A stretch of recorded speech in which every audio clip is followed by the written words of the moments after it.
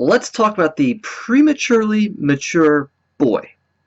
Hi, I'm Andrew Rodriguez, and welcome to Psycho Bible, babbling about psychology and theology. So here's another video that is a follow-up to my video deconstructing or dismantling the sexual orientation paradigm, and then doing a video presenting the alternative of sexual arousal templates. And as I was going over that video and discussing the typical pathway of male sexual development, or just sexual development in general, but I'm right now thinking about male development, it occurred to me I should probably add a little supplemental video to talk about this phenomenon, and that is the prematurely mature boy. Okay, that's the way I'm going to word it for this. What we often see with guys who develop same-sex attraction is that they developed a sense of inferiority when they view themselves in comparison to other boys. And then, yeah, as men, when they compare themselves to other guys, there's a sense of, he's more man than I am. And that may start with that conflicted relationship with dad, and that give him a poor template for relating to other same-sex peers, and then being bullied by peers, and just being inadequate in certain ways, maybe not as athletic, not as funny or rough and tumble, maybe not as tough in different ways. So he developed an insecurity about his maleness, about his masculinity, and that's what fuels the same-sex attraction. So you typically see in these boys, or the men that we work with, a fantasy in which they are receiving masculinity from another guy, and they're being affirmed or being sought after. And that's roughly, we would say, about 3/4 to 80% of our cases of guys with unwanted same-sex attraction. That's not always the case, though. So, hence this video. One of the other phenomenon we see is what I'm going to call the prematurely mature boy. And I want to thank one of my friends that I see at some of the conferences I attend, Phil, for bringing this to my attention. And it's a phenomenon I had observed, but I didn't really have a name for it until he brought it to me a couple years ago. And he showed me this chart, this grid, that another therapist, whose name escapes me, he told me who it was, but I forget now the name, had presented to him years ago. And so he would always show this to other people, and without doubt, a lot of them say it rings true for them. And this is this phenomenon where you see on the chart, one axis is for maturity and one is for age. And the typical boy sort of matures at a slower rate, and especially even compared to girls. We know that girls mature intellectually and emotionally, socially, at a faster rate than boys. Or at least they mature earlier on. It's not like it remains that case throughout life. Boys catch up. Post-puberty, there's a rapid increase in their brain development and their social development as they navigate life post-puberty. So there's a catch-up period. But you see, boys typically have to go through this phase of development where they are into more rough and tumble stuff. They're into more gross things, even. They're looking more to get a laugh out of people rather than to impress people with their intelligence. They want to explore. They want to seek out adventure. And even if that means doing a lot of risky and rather foolhardy things.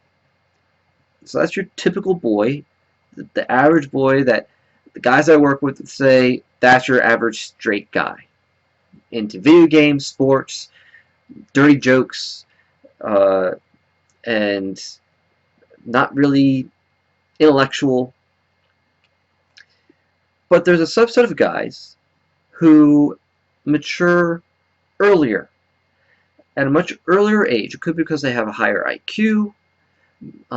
Maybe they are just avid readers and they're more into intellectual topics. They may have some form of neurodivergence, and so they just simply don't relate to the other boys. But they don't have a sense of inferiority, that they're inferior to other boys. Instead, it's more the opposite. They develop sooner, and they just view other boys, their peers, as less mature. They actually have more of a sense of superiority when comparing themselves to other boys. However, the sad part is that means that they're now separated from their own same-sex peer group. So as they age, they don't experience the same developmental milestones that the boys do at the same time. And they don't experience their milestones in sync with their own cohort. And so, even though they developed at a more mature rate earlier, they end up plateauing to some extent. So the other boys develops, at least in their sexual identity and their gender security, steadily.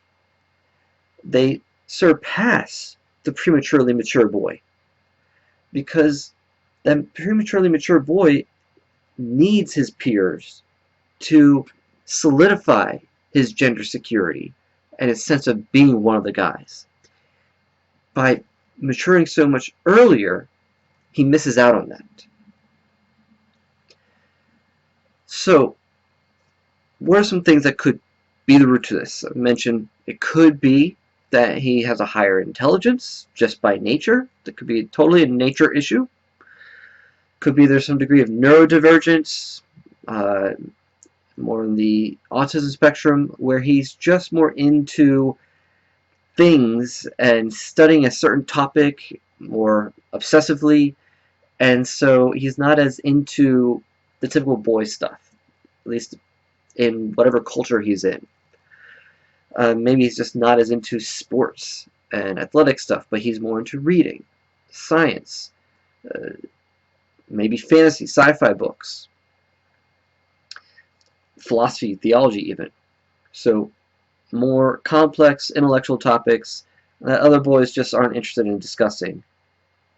So those could be potential factors that cause the spike in maturity, at least the intellectual and maybe even social or emotional maturity, earlier on. Now, what could also exacerbate this phenomenon? There's a couple factors. He could have primarily sisters. A lot of these guys I work with, they had mostly sisters that they got along with, or that they were surrounded by. They might have had some brothers, but there might have been a significant age gap or significant personality difference. They just didn't really relate to their brother.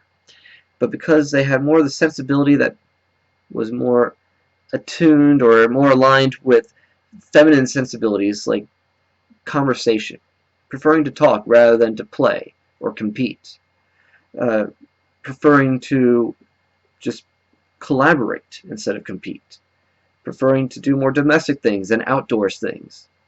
They ended up over-associating with their sisters, their mother, with female peers in school, and so you often may hear these guys saying that they mostly had female friends. And most because they just viewed kind of other boys as kind of gross or just immature or uncouth, uncivilized in a lot of ways. So that could be a factor. It doesn't necessarily it's not necessarily the case for all these prematurely mature boys, but it could be a factor that exacerbates it for a lot of them. Another one is whether they were adultified or parentified, treated as an adult by one or both parents. This could be because they were an only child, and so they're just around their parents. When their parents had friends over, when their parents are having conversation, they're there, they're present. They're observing and then engaging in adult conversation. They're not playing games with their peers, with younger siblings. They're just, well, they're exposed to adult conversations. Not necessarily like adult as in like sexually explicit conversation, but just more sophisticated, higher level discussions about maybe issues in the family, maybe politics and history and other concerns that typical peers their age would not be interested in. And so these are the kids who typically end up talking like adults. They become little mini adults. And as an older adult, you may look at that and think, oh, that's adorable. Aren't they like a little adult? And growing up, I would notice these types of boys and actually be really bothered that these were these boys who didn't know how to act like a boy. They didn't know how, and not just like male as in masculine, but they didn't know how to act like a kid. Someone failed them along the way, I would think. Like, hey, stop letting them be around for these adult conversations. Encourage them to be around other peers and do things they might even deem as silly or trivial or stupid or gross. Encourage them to do that immature boy stuff because it's necessary for their development.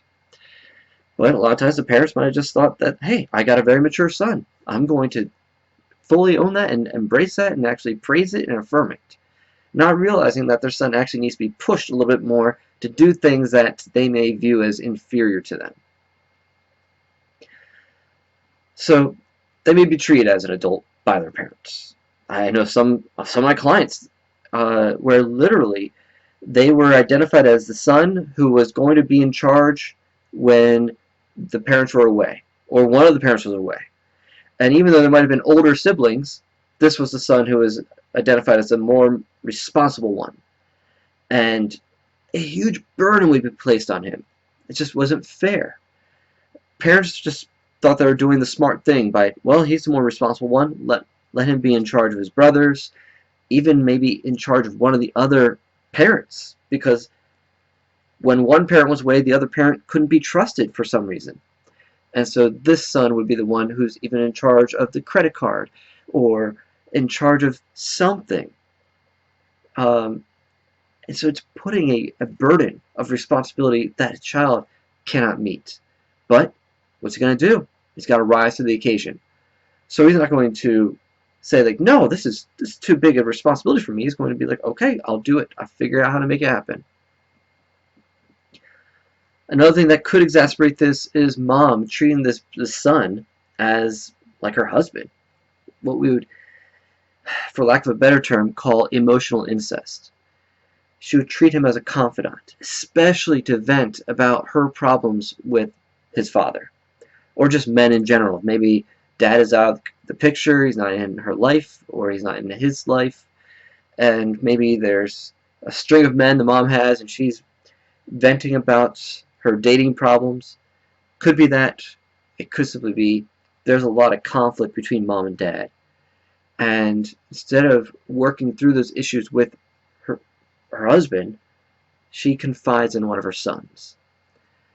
And it can go even further than that. I know some situations where it was more than just emotional relating. There are physical boundaries being crossed by mom. May not explicitly sexual, but there was a lot of touch that was beyond what would be healthy as he grew up. Cuddling, laying in bed together, having a lack of boundaries where mom would feel comfortable to get changed in front of his son, bring him with her into dressing rooms, maybe even ask him for his opinion about how she looks in a bathing suit or underwear or a dress, and using him as like her second opinion for all this stuff. It's way more responsibility than he should be able to handle, and also, unfortunately, it treats him like he's an adult, and even like her husband in some ways. Sometimes the dad just sort of acquiesces and just, hey, you take care of her emotional needs, I'll take care of everything else. And it's sort of let's this be the dynamic. It sounds crazy, I know, but this is the story I hear a lot from a lot of my clients. So how might this phenomenon present itself in his sexual fantasy later? Well, with the typical guy with same-sex attraction who felt inferior to other guys, he's going to have fantasies primarily of another man seeking him out and giving him special attention, viewing him as desirable and imparting his masculinity to him in some way.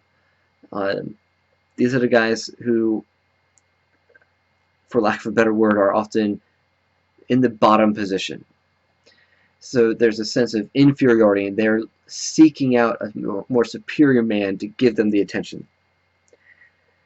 However, there's another phenomenon that we call twinning. And that's where this fantasy is fueled by finding another man who's more like your equal, who represents your mirror image in some way. So this could be, my hunch, the more typical fantasy of these guys, where they already viewed themselves as the ideal guy. They were affirmed as mature by their parents or other adults growing up. They don't have a sense of deficiency or lack of masculinity. So they just can never relate to their peers. So they long for sameness. In their fantasy, there's this seeking of finding a peer that can relate to them at their level. And so they're oftentimes looking for someone who's just like them. It might sound narcissistic, and to a degree it is, because part of our self-love needs growing up is for our identity to be affirmed, to be mirrored in others, for us to know that, I'm good as I am. I'm one of the tribe as I am. I don't have to change in some way to be included. So that could be what we see in these sexual fantasies. There could also be an ambivalence about the other types of fantasies. Maybe there is some where they're seeking out a guy who is more stereotypically masculine, a bigger, stronger, tougher guy, maybe with the more typical masculine features, more muscular, hairy. And so there may be this element in his fantasies as well. This is possible. Or there might be less of a desperation, the sense of being inferior to this guy, and more of a desire for this man to be subjugated to him in some way. So that's possible. It might not be as much of the eroticized envy as much of perhaps an impersonal, depersonalized fantasy. I think another presentation you'll see is more of a disgust or an aversion to the opposite sex. Now you'd think this would go without saying, but a lot of guys who develop same-sex attraction, they don't really have a disgust toward the opposite sex, but rather some sort of like anxiety or fear of the opposite sex.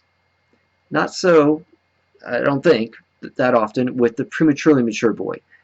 They don't have a fear of the opposite sex, but rather perhaps more of an over-familiarity, so perhaps a degree of indifference, or like they would view being with a woman as like being with their sister or being with their mom. So there might even be some degree of disgust in a more extreme form. But it could be just indifference at the lower form. So there's not enough sense of that essential difference. It could be a sense of the goodness of the other sex, but not enough of the sense of difference. But if they were also treated as mom's confidant, and all this responsibility was placed on them at an early age, and they were just treated like they had to be responsible for everything, to keep the family together, to keep the siblings getting along, and to run the household when mom and dad wasn't present, there could be even a degree of resentment or aversion to the opposite sex because it feels like it's going to be a burden for me to meet her needs, to be with her. Like I'm being asked to do something that's far too great for me. So that's another potential way that this could impact sexual fantasy or arousal. So what can you do? If you find yourself, you're one of these guys who have that more phenomenon of being a prematurely mature boy. Mature before you really need to be. And so you matured outside of your male cohort and then missed some of the developmental stages that were necessary for heterosexual attraction achievement. What do you do? Well, you got to meet those needs in the present. However, you don't have to meet them by the same standards that you would have had to have met them when you're younger. Like perhaps you just got to find some other guys who are like you. Yeah. And just realize you don't have to sexualize those relationships. Relate to them as the peers that they really are. Find that brotherhood. And that can be difficult. You might have to seek it out. That means finding specialized groups. What is it you're interested in? Find guys who can relate to that. Same thing I would say to parents. If you have a child who you notice these traits in, you don't have to force him to fit in with the more stereotypical boys, the typical straight guys who are into sports and athletics and etc. You don't have to do that. You can find another group that he finds that he fits in, as long as he knows that that means he's still part of the male tribe. That's why it's so important, I believe, for us to broaden our understanding of masculinity. However, this is where I also like to bring up the serenity prayer. Knowing what you can change, accepting what you can't change, and having the courage to pursue what you can change to whatever degree it's possible. So maybe, especially if you're a parent and you're noticing this in your child as they're growing up, and you're like, there's a bit of that deficit of identifying with their own sex because they're so much more mature, they don't fit in. Find ways to encourage your child, your son, to lighten up, not take himself so seriously, to even explore tentatively engaging in some of these activities the other boys engage in. Maybe teach him some of the skills that would be necessary for him to participate in those things. Dads, go with him. Explore the stuff together. One of the things about this particular subset of boy is a lot of times they might have had a great relationship with their dad. So it's not that they had a poor relationship with dad, but rather it's more the peer relationships. That's more the factor for them. They didn't relate well to their peers. So dad, you might need to jump in and help him relate to his peers. And identify groups of boys that would be a good fit for him. Don't set him up to fail. Like, all right, well, we'll just sign him up for football. All right, well, if he's not adequate in the skills for being good at football, and he just is not going to keep up with other boys and tolerate the competition between them, the risk that they all pose to physical harm, the jabbing that you get, the hazing, the just all the stuff that comes with being a sport. Even if it's a team sport, you're going to get razzed by the other guys. If he's not equipped to handle that and treat that as the jokes that they are, to not take himself so seriously, but also want to be engaged in it, you might be setting him up for failure. Okay? So if you can participate with him, do more father-son activities with other fathers and sons, and perhaps go on some adventures together. Find what it is that sparks joy within him, and engage him with that with other peers. So that could take a variety of forms. You gotta get creative. So as an adult, if you're that man who was that prematurely mature boy, that's my advice to you as well. Figure out what it is that sparks joy in you, and see if you can identify some friends who like to do that too. Do it together. Don't just do it on your own. It's real easy. I know. I get it. To just, well, yeah, I love going to museums. I love going on tours around cities and exploring. I'll just do it by myself. I don't need any other guys. I get it. You probably got to the point where you learned how to just go solo. Well, you know that doesn't work long term, because in your fantasies, you're seeking camaraderie. You're seeking sameness with someone else. So take the risk. Go through the drudgery, even the tediousness of trying to enlist a friend or two to come with you. I know it can be a hassle, but it might be worth it for you. So, it's just a little bit of tips. I know that's just the tip of the iceberg, of course. There's probably so many more applications and things you can identify that might be helpful. If you're one of those guys and you've learned some strategies that have been helpful for you, share that in the comments section. I would love to hear that from you. If this sparks any ideas, any conversation, please share, like, subscribe, leave a comment. Until next time, please know that Jesus loves you freely, fully, faithfully, and fruitfully.